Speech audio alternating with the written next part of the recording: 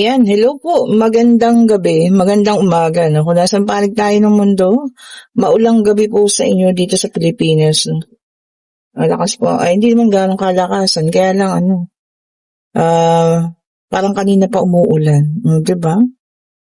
Ayan, sana po ay nasa maayos kayong kalagayan ano. Sa pagpapanood ng bagong video natin ngayong gabing ito, ayan. Kaninong reading itong makukuha natin ngayong gabi? Ang unang card natin is si Angel Temperance, okay? Sige. And we have here the Two of Cups. Okay po. And meron din tayo rito Six of Pentacles. We also have here the Six of Wands. Okay, ayan ha. So, kompleto na tayo ng apat agad, ano? Ayan. So, check pa natin. Bigyan pa po natin, ano? Umihina na naman ang internet. We have here the Seven of Pentacles. Okay.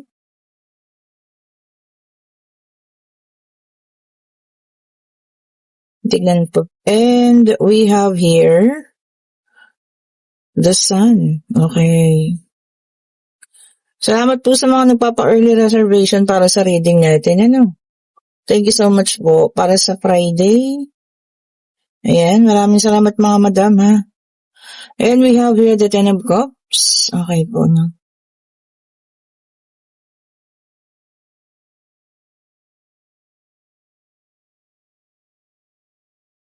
Eto pa. Isa na lang. Eto na. And we have here, the Two of Pentacles. Ayan ha. So, ito kompleto na ang ating situational reading para ngayong gabing ito.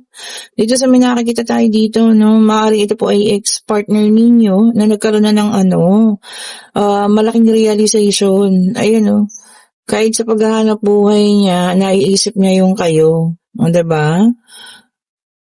Siguro may anak kayo. Ayan, yung family. No, malaking pagsisisi ang nangyari sa taong ito, no. Hindi ko rin alam kung anong ginawa mo. Baka may nakita siya sa'yo na ginawa mo. Kaya ito yung nararamdaman niya ngayon. Itatry niyang i-balance na ang lahat-lahat. Ano? Pero definitely kasi, meron siyang pinili dito dati. No? But maaring kayong pamilya niya ay iniwanan niya. Ito, no, kasama pati yung anak ninyo. This is also the positivity card.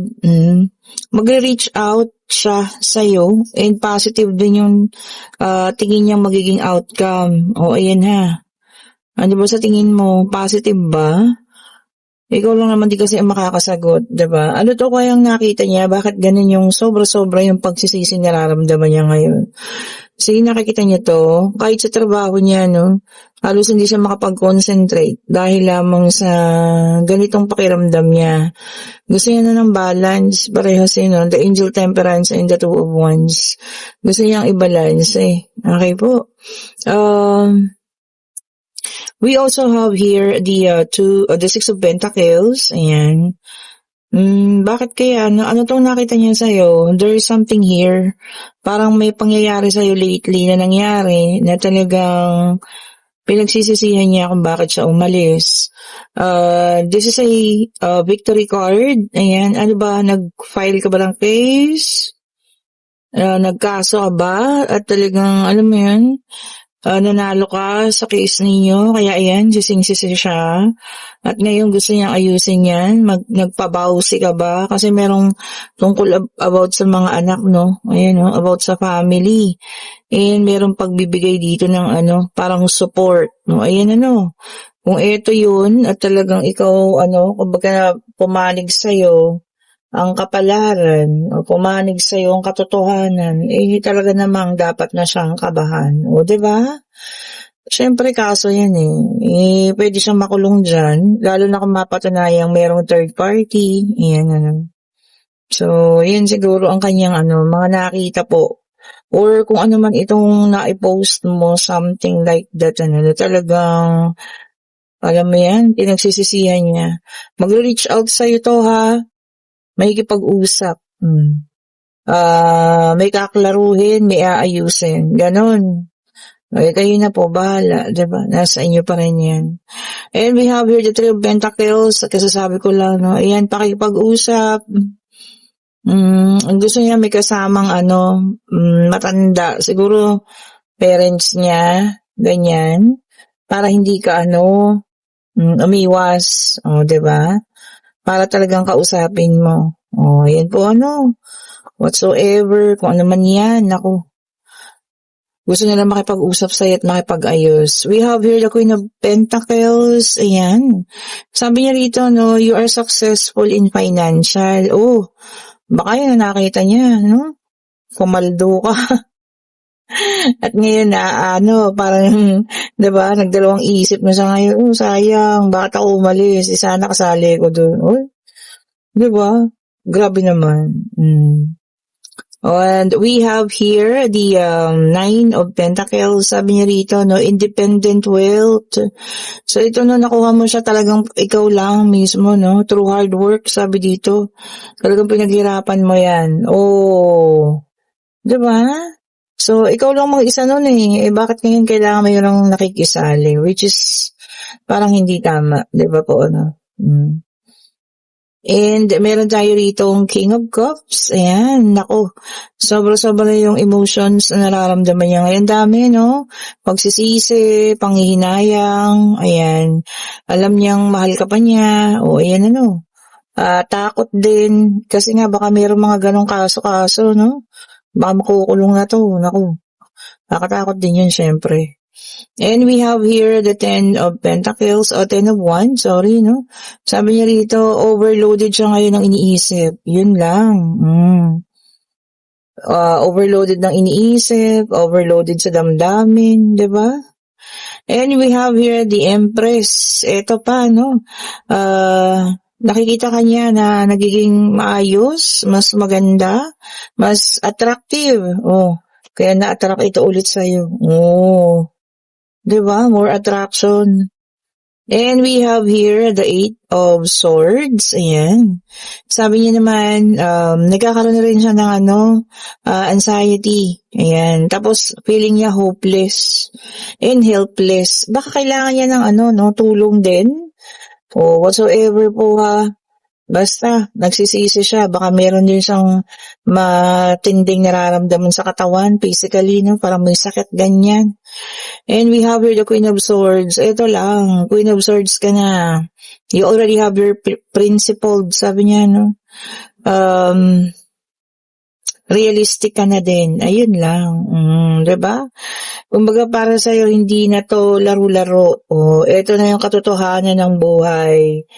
O, 'di ba? At kumbaga nagkaroon ka na rin ng boundaries. O, kung makipag-usap, ganun lang. Parang ganun sa'yo, no? Well, hindi ka naman nila masisisi kasi sabi ko nga, 'di ba? Ito yung mga panahon na this is your time. Kumbaga, ito na yung pagbangon mo, 'di ba po? Sila naman kasi may gawa niyan. And we have here the High Priestess, water sign, Cancer, Scorpio, and Pisces. Naka-reverse ang ating High Priestess. Meron iba sa inyo ha, ito para sa iba naman. Pwedeng sa'yo, pwedeng kung kanino pa rin. Magkakaroon ng misunderstanding daw. Uy, pwedeng katrabaho, kaibigan, pwede rin ka mag-anak, or pwedeng someone special sa inyo. No? And we have here the Queen of Cups, water sign, Cancer, Scorpio, and Pisces. Ayan. Compassion. Ikaw naman yung iba naman may kakaawaan. Oh, sino itong inyong kakaawaan? Bakit tayo maaawa? Diba? O, eto pa. Tignan natin, ha? And we also have here the Queen of Wands. Ayan, fire sign naman ito. Aries, Leo, and Sagittarius in reverse. Ayan. Sabi niya rito, jealousy. O, yung iba naman sa inyo, merong selos-selos na mamumuo dyan. Nako po, pagsisimula ng malaking gulo yan. O, kaya gamutin agad ha. Lalo na yung mga selos-selos na yan. O, ayan ha. Okay, sige. Tignan pa natin.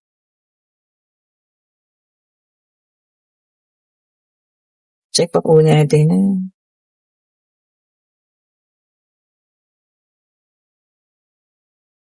Eto na, mamadali sila, tignan niyo naman.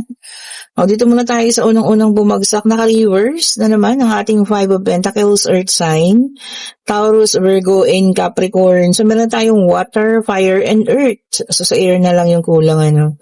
And then, sabi dito, no, for some of you, makaka-recover na, recovery from loss. Ayan. Makaka-recover na sa, alam niya yan, pagka lugi, kung may nalugi man, ano, or meron kayong nawala, ayan, parang makikitain naman ulit, 'di ba? If it's on your financial. Okay po. And meron tayo ditong Seven of Wands, fire sign ulit, in reverse na naman. Sabi rito, yung iba sa inyo give up na. Ay, bakit? Hindi na kayang ilaban. Siguro ito ay nilaban niyo na before, kaya lang parang binaliwala. So, ayun na, give up na, 'di ba? Ganun talaga eh. Lalo na kung hindi na kaya, talagang ang ganda na lang, bitawan na rin po, ano. And we have here the strength, fire sign ulit ito. Ayan, ano. Sabi niyo rito, tapang. Kakailanganin niyo ng tapang po, ha. Tapang sa pagharap sa hamon ng buhay, tapang sa pagharap sa katotohanan. Kung ano mang katotohanan ito, no. Minsan yun yung nakakatakot eh, yung totoo. Diba? Lalo na pag malalaman na natin kung ano man po yan, ano. Kahit ano pa yan, kailangan nating harapin. Diba? And we have here the world, earth sign naman. Sabi niya dito, fulfillment. Diba? Yung iba sa inyo, mapupulfilled na, ano to, pangarap, diba? Fulfillment of dreams, fulfillment of life, diba? At least nakuha na yung mga nais sa buhay. Diba po, no? Kahit na ang tagal, pero nakuha pa din. Diba naman? Eto pa, i-check pa natin. Isang card na lang ang kulang natin. Check natin. Ayun na. Si air sign. Kala ko hindi lalabas. Pero lumabas naman, and this is the Magician, air sign nga, no? Gemini, Libra, and Aquarius. Sabi niya rito, no, kailangan niyo ng aksyonan ito. Meron itatawag sa inyo, o sulat, no? Or i-message kayo na kailangan niyo ng aksyonan. Ikaw na lang yung hinihintay, yung salita mo na lang ang kailangan. Ano ba yan? Napaka-importante siguro niyan, ano? Kaya kailangan kanilang tawagan agad. And eto na, pwede kayo nang magtanong pag-ibig, pangyayari, financial. This is the yes and no card, no? Alamin na natin ang kasagutan. Divine Universe, anong sagot mo sa kanilang katanungan? Isa lang po, isang sagot lamang. Ayan ha, isang sagot lamang po, ano? Ang aming kailangan. Isang sagot lamang. Tingnan natin. Ayun na. Meron tayong number 3 doon kanina, no? Ayan, ang nag-iisa nating numero. And we have here the number 4. At yes po ang sagot. And this is the Emperor. Ayan. Yung iba naman sa inyo, sabi rito, no, may dedepende. Sino ba ito? Depende daw po sa inyo. So, hihingi ng tulong. Parang gano'n, ano. Ayan, kung sino naman itong dedepende sa inyo, kung karapat dapat naman tulungan, abay, sige lang po, ano. Hanggat kaya naman. Pero wag pa rin kalimutang magtira para sa sarili po, ano. Okay, and kung nagugustuhan nating reading, pa-like, pa-share, subscribe, and hit the notification bell para lagi kayong updated sa mga bagong videos na nire-release natin. At kung sino man itong taong sising-sisi, no, talagang gusto kang kausapin para makipag-ayos, makipagkasundo, ulitin ko, nasa sa inyo pa rin po ang huling salita. 'Di ba? Sabi ko nga, kayo pa rin naman yung magdedesisyon. Kahit gaano kasisi yung tao, kung talagang wala naman na siyang puwang or space diyan sa buhay at sa puso ninyo, wala naman siyang magagawa. 'Di ba? And kung nagugustuhan niyo po ang ating mga bracelet, ayan, kayo po yung mag-chat na para masabay kayo sa pagpapa-JNT sa Martes. Sana magpapa-JNT tayo sa lahat ng mga may orders po. And ulitin ko sa lahat ng gusto ng private reading sa Friday, kayo po yung mag-chat na rin, ha, para kayo makahingi ng gusto nyo ng schedule. So may gusto lang naman. Thank you so much for watching. Have a great evening. Dala kayong payong, ha, sa mga pauwi, papasok dyan. May mga pasok pa, no? Dala po kayong payong. Stay safe po sa lahat. Bye-bye po sa inyo.